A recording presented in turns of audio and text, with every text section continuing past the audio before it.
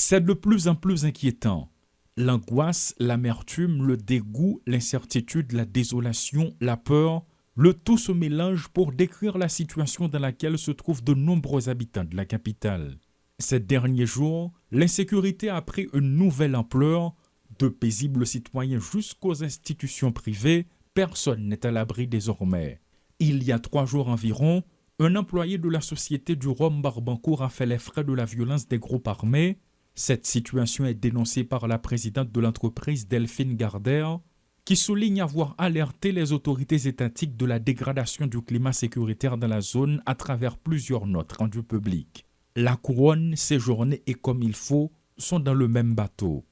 Pas plus tard qu'hier, ce 12 mai, plusieurs citoyens ont été enlevés à Delma 32 dans la matinée, portant des tenues ressemblant à celles des forces de l'ordre et circulant à bord de leur véhicule selon des témoins.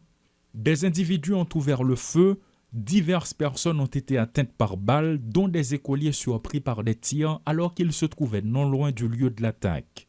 Pour l'instant, aucun bilan officiel n'est encore disponible.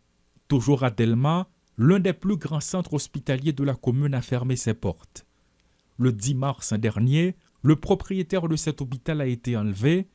Libéré 9 jours plus tard, sa captivité aura pourtant scellé le sort de l'institution, désormais totalement fermée. Consultation, accouchement, hospitalisation, examen de laboratoire ou frottis, autant de services vitaux interrompus, laissant des milliers de patients livrés à eux-mêmes. Dans la commune de Pétionville, un proche de l'un des ex-conseillers présidents a été enlevé.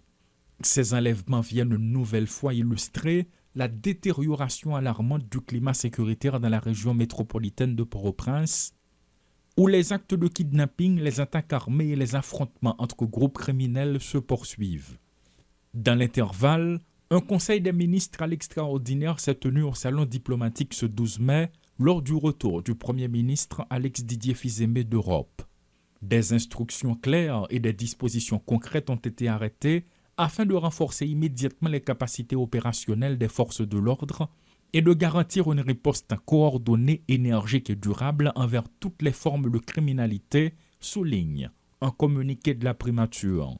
Alors que la population continue de perdre ses proches et le fruit de toute une vie de travail, le Premier ministre se contente de lancer un appel au calme.